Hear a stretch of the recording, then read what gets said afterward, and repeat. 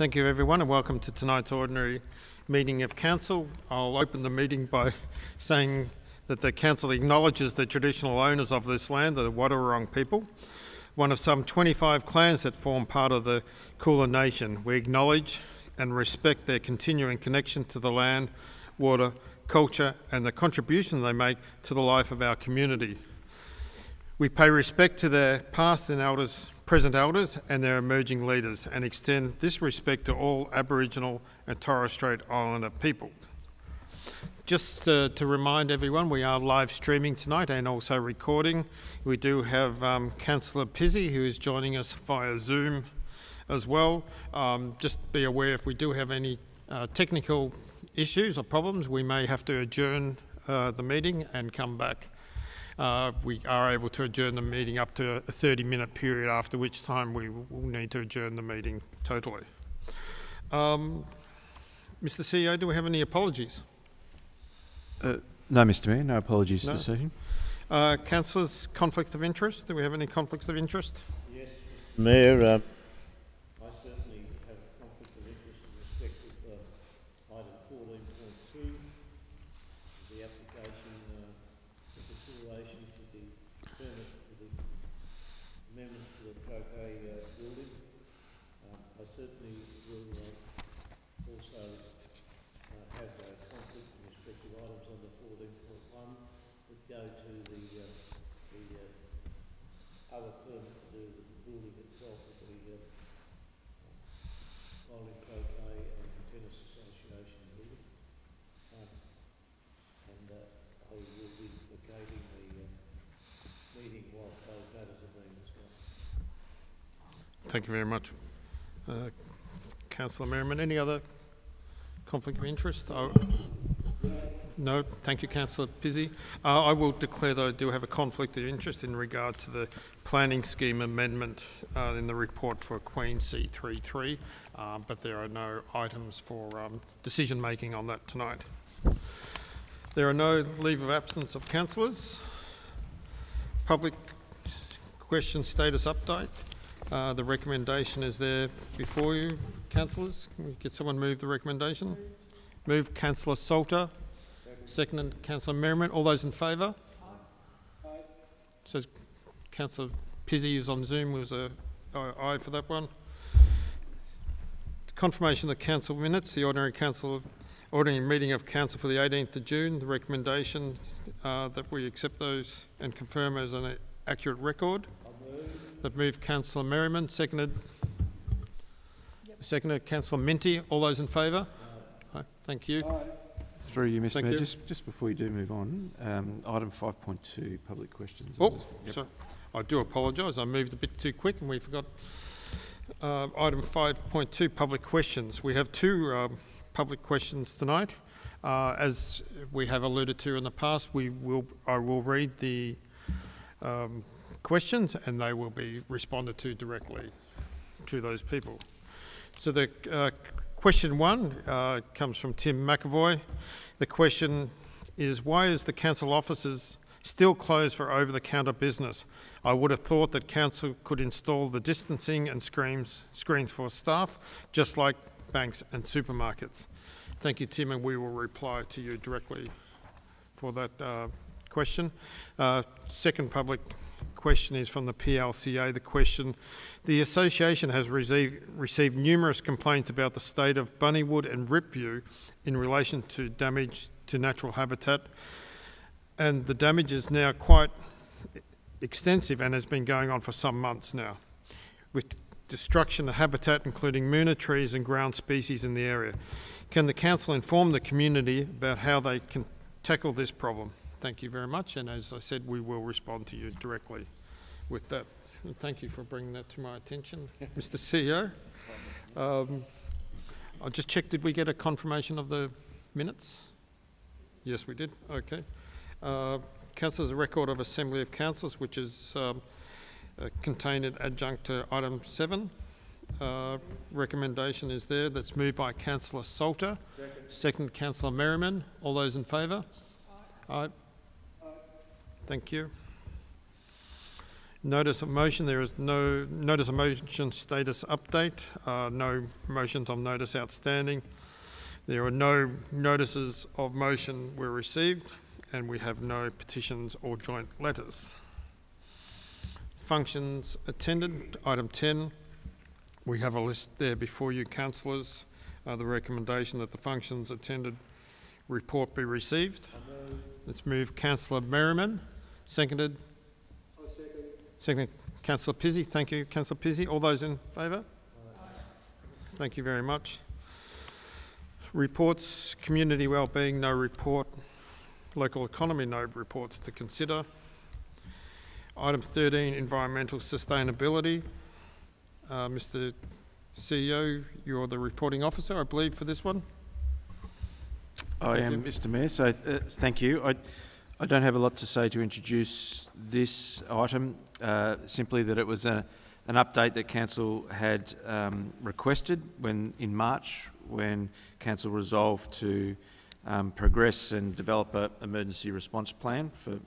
As the report sort of states, we like so many other functions that we perform or services that we provide, it has been significant impact from the lockdown and the restrictions, given that the intent of the project to develop the plan was based on very extensive community consultation and getting people in a room and talking about the issues and agreeing to some common understanding about what the issues were, but also how we would deal with those issues. So we've given a brief update of the activities that we have been doing in the background, and I just can confirm that we have now appointed an engagement consultant that's going to work with us on a different type of engagement process, but hopefully as deep and far-reaching as the one we originally intended. Thank you very much, Mr. CEO. So the recommendation that Council receive the update report on the Climate Emergency Response Plan project. It's someone to move that, please. Yep. So this moved by Councillor Minty, seconded Councillor Salter. Councillor Minty, you'd like to speak to the motion? Yes, thank you, Mayor. I'd like to say how I believe how important this particular motion is, and I'd like to thank the CEO and officers for pulling the report together. I think it's important because we've had a number of starts in the environmental area, and also because of this year supporting the climate emergency and giving undertakings to the community in regard to the extensive or the need for an extensive consultation with the community. I believe it's important to remind the community of our strategies that we had old and recent, and to maintain faith with our community on this very important issue. I think it would be a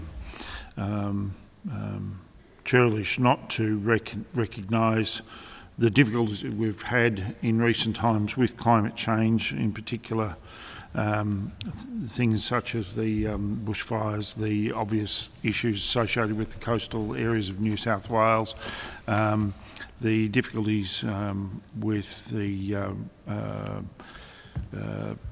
the frequency and depth of some of the viruses that are coming through at the moment and could be regarded as a loss of habitat for animals, and the crossover issues associated with that. I would like to recommend and commend the report to Council. Thank you. Thank you, Councillor Minty. Councillor Salter, would you like to speak to the motion? I am delighted to second this motion. I had the pleasure and privilege a few weeks ago with working with the CEO and Kitty Walker from the Queenscliff Climate Action Group. We actually started planning out how we were going to engage the community, and then the second wave, COVID, has rather overwhelmed us. But we were taking some very fine steps to thinking about how to engage our community, because of course this is going to be the whole community working on this project. So well done to all the staff here, and we will be coming back to this. Mayor, thank you, Councillor Salter. Mayor, can I ask a question of the CEO, please? Yes, certainly. In regard to this report, yes. Yes. You raised the question of the engagement of a particular person for work in this area. What's that going to cost? So the request for quote process has come in. The prices that have come in, we've accepted it as $21,000 for. Is that in excess of the 40,000 we've approved? Through you, Mr. Mayor, no, it's within that 40,000. Yep. So that's part of that 40,000? Yes. Yep. Thank you. If there's no further questions, I'll put it to the vote. Those in favour? Aye. Aye. Aye. I wish to record that I'm against the motion. Thank you. So that's Councillor Merriman voted against the motion. So can I ask, are we calling a division to record that? Would you? No one's asked for a division. I'll call a division so it's all recorded like that. Okay. So I'll put the vote again in regard to that motion. All those in favour? Aye. So that's Councillor Pizzey, Councillor Minty's in favour, Councillor Salter in favour, myself, Councillor Evills in favour. Those against?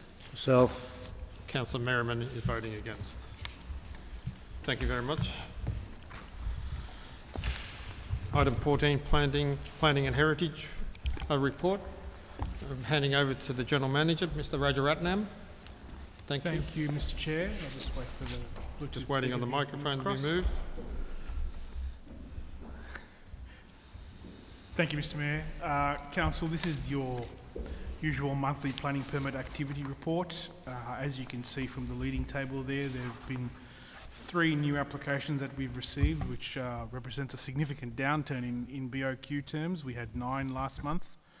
There are 18 applications currently under consideration, and 6 applications have been decided since the last report. As you know, Council, the first 3 applications that are listed in the second table continue to cause a few challenges for us.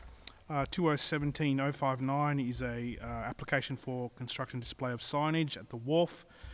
We wrote to the applicant last month asking for how they want to proceed with the application. We haven't heard from them yet.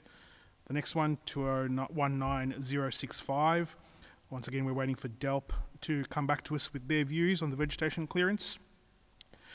2019-069 is an application to create an access in road zone 1. Once again, we're waiting for Vic Roads to provide us with advice on that one, and we can't issue the permit until such time as that is provided. With respect to amendments, Council, page 18 outlines the only amendment that is currently on the books. After some initial challenges getting the amendment underway, we are now at a stage where we're seeking authorisation from the Minister. And the rest is fairly straightforward and self-explanatory, I hope. The recommendation is on page 19 of your agenda, and it is recommended that the report is received by councillors. Thank you very much, Johan. Can I get someone... If I may, I would like to move in accordance with the recommendation. I would also...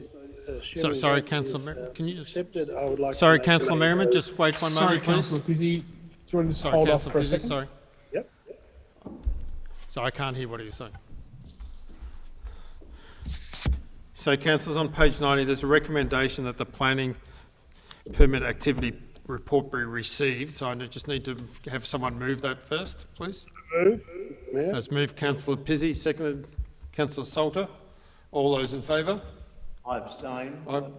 Yep, Councillor Merriman has abstained. A consequential motion, Mayor, if I may. I would like to move that the officer delegation and in Sorry, which item number are we talking about, Councillor? number 2020/005, the Bowls Club. Okay, just I'll one need moment. to Thank you, Councillor Merriman. adjourn. Councillor Merriman is just leaving the chamber. I would like to move that we remove... Sorry, Councillor Merriman, we just got to wait for Councillor Merriman to depart. Sorry, I know you can't see him, but he's making his way out. he moves pretty quickly. Okay, you're fine now. Thank you, Councillor Pizzey. I'm sorry, the motion is in respect to item 2020/005, 118 Hesse Street, the Bowls Club, and the motion is to remove officer delegation and call in for consideration on the basis of the impact of the proposed Hesse Street entry design on an important heritage overlay area. Thank you. Do we have a seconder for that motion? Second, Councillor Minty. Any further discussion? No? All those in favour? Aye. Aye. Thank you very much.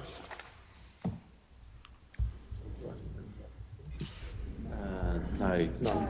So the next item, item 14.2. He's Through Mr Mayor, just to clarify, Councillor Merriman's foreshadowed that or forecast that he had a conflict of interest, so Yes. for this month. Yep. Yes, so we record that Councillor Merriman has a conflict of interest in regard to planning permit 14.2. Over to you, Mr Rajaratnam. We're just moving the flying saucer microphone and speaker. Thank you, Mr Mayor and Jackie, for moving the microphone.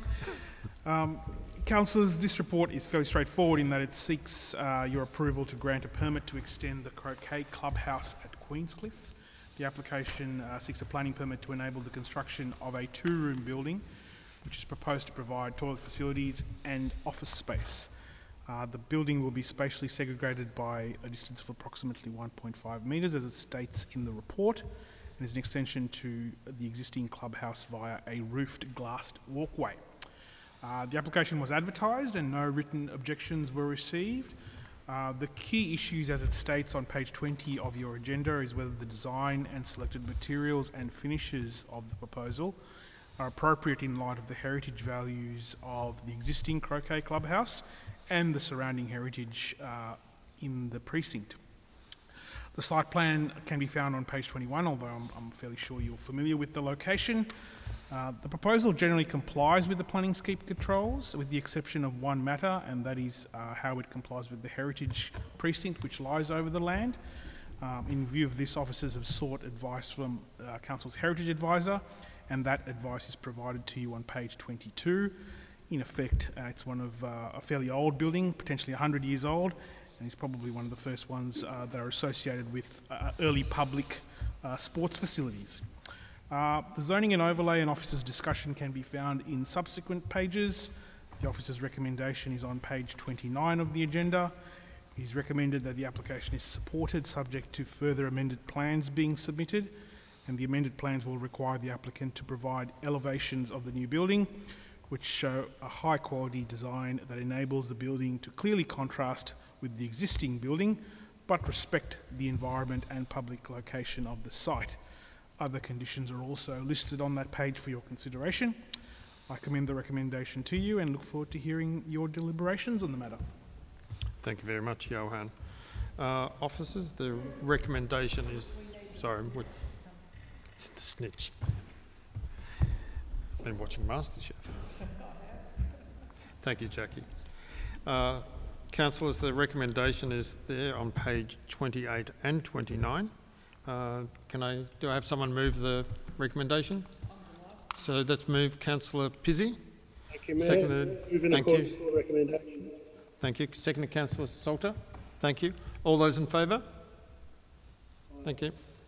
Thank you very much. We will now just ask Councillor Merriman to... Someone can go grab Councillor Merriman. We'll just wait for a minute.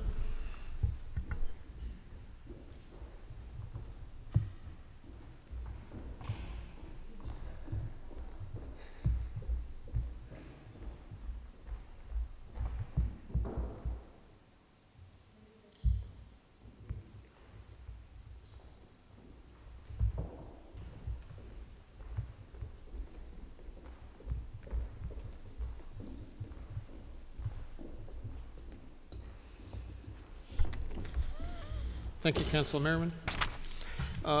We move on to item 15, governance and performance. 15.1, extension to the period of the contract of the internal audit service provider. We'll hand over to the Manager Financial Services, Mr Carruthers. Thank you, and Jackie will move the microphone over to you as well. Thank you, Mr Mayor, and thank you, Jackie. Councillors, the purpose of this report is to advise Council of the outcome of the performance review of the internal audit service provider by the Audit Committee. By way of background, HLB Mann Judd was appointed our internal auditor for a 3-year period back in August 2017. That contract contained provision for a 2-year extension. The Audit Committee have formally evaluated the provider against specified criteria and have recommended to Council that 2-year extension be taken. The auditors were then invited to submit a proposal for the 2-year extension, and that's provided in Confidential Appendix 1. It's confidential only because it contains information which is competitively sensitive for the audit firm. The recommendation is in the middle of page 32. Thank you very much, Philip. Councillors, do I have someone move? I'll move it, and I'd like to speak to it for a second. So it's moved by Councillor Merriman, seconded. Councillor Salter. Councillor Merriman, you'd like to speak to the motion? Yes, this matter was a very serious debate at the Audit Committee and the performance was rated on the basis of the experience that the committee has had with the presentation by this company. The general philosophy was that we should from time to time change the auditor, internal auditor, and it is proposed that this be the only extension and that the opportunity when it comes around in 2 years' time that we take the normal procedure and look for a change in our internal auditor. But again, I commend the chair of and the members of the Audit Committee from who attended to this work, given that their experience and their knowledge assisted us greatly in having this recommendation coming forward, and I therefore have great pleasure in moving the proposal.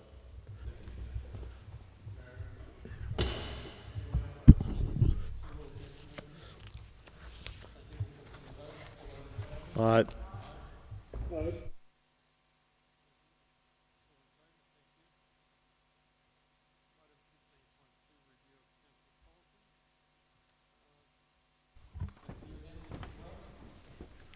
Thank you, Mr Mayor. The purpose of this report is for Council to consider 2 draft Council policies, one revised and one new, being the reimbursement of expenses of councillors and members of delegated committees and public transparency. In addition to the good governance reasons for having and reviewing policies, Council will be asked over the next year to introduce a number of new and revised policies as a result of introduction of the Local Government Act 2020. This applies in this case. With the first of the policies, the reimbursement of expenses, the most significant change proposed is the inclusion of the definition of a care relationship, and that reasonable expenses incurred by those in these types of relationships may now be required to be reimbursed under the new Act. In case of the second policy, public transparency, the new public transparency policy has been drafted based on guidance developed by the sector under the co-design process initiated by Local Government Victoria. The draft policy confirms with the new legislative requirements contained in Section 57 of the Local Government Act 2020. The objective of this policy, is to formalise Council's approach and commitment to open and transparent decision-making processes and the provision of information to our community. The recommendation is at the bottom of page 36. I'll move this and I want to speak to it, please. Thank you. It's moved by Councillor Merriman, second Councillor Salter. Thank you. Thank you, Mayor. In reviewing the reimbursement of expenses of councillors and members of delegated committees, I think there is a part of it that is not clear enough in respect to the question of who approves the expenses of the CEO. Under the old system, it was the Mayor. There doesn't appear to me to be any provision within the draft or the reimbursement policy that we have in front of us which indicates who does approve the CEO's expenses, other than it coming to a full council meeting. Now, I don't believe that that's the intention, and I would ask in approving this at this time that the officers look at that particular question as to what appears to be a gap in the particular policy. So, Councillor Mayor, it's more about the wording, Yeah, just stipulating if it's not the Mayor who is the actual officer who... No, it's a question I don't believe it provides for how the CEO's expenses are going to be approved, or who does it. I know we have a practice, I know we have a good practice, and I know it's very safe, but I think the policy should somewhere express that in some term. So in moving the adoption of what's before us, I ask the officers to have a further look at clarifying the points that I've just raised. Thank you. Sorry, we had a mover and a seconder. Any further discussion? Councillor Minty, thank you.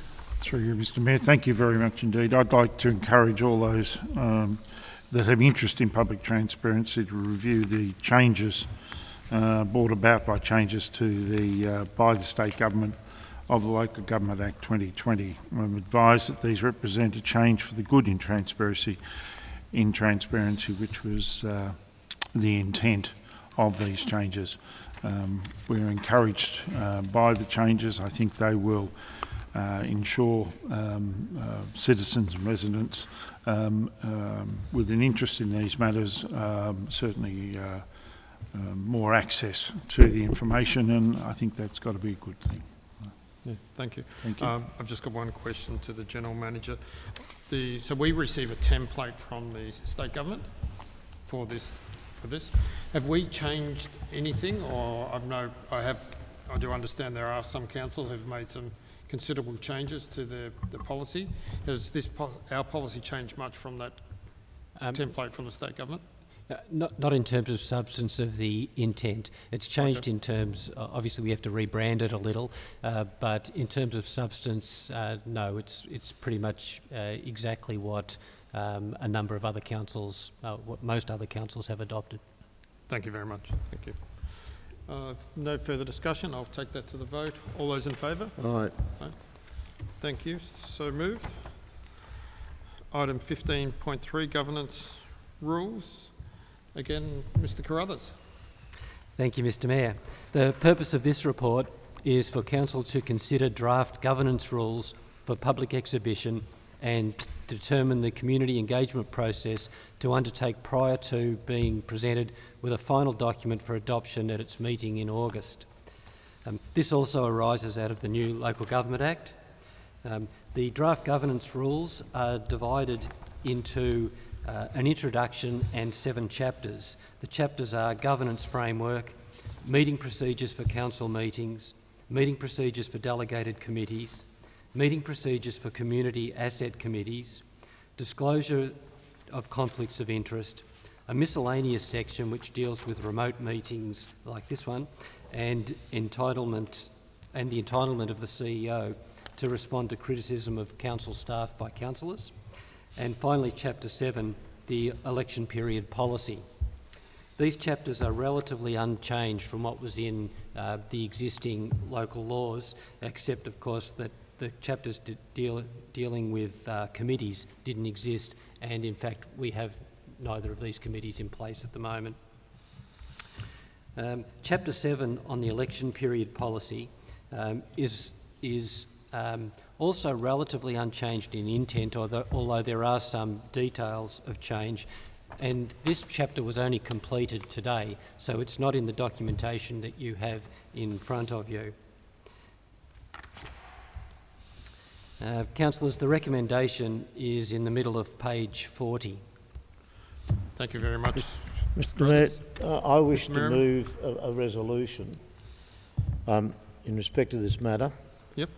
And it is that Council 1 endorses the draft governance rules as attached to this report, Appendix 3, and second, place the governance rules and the associated election period policy on public exhibition for a 2-week period, inviting public comment.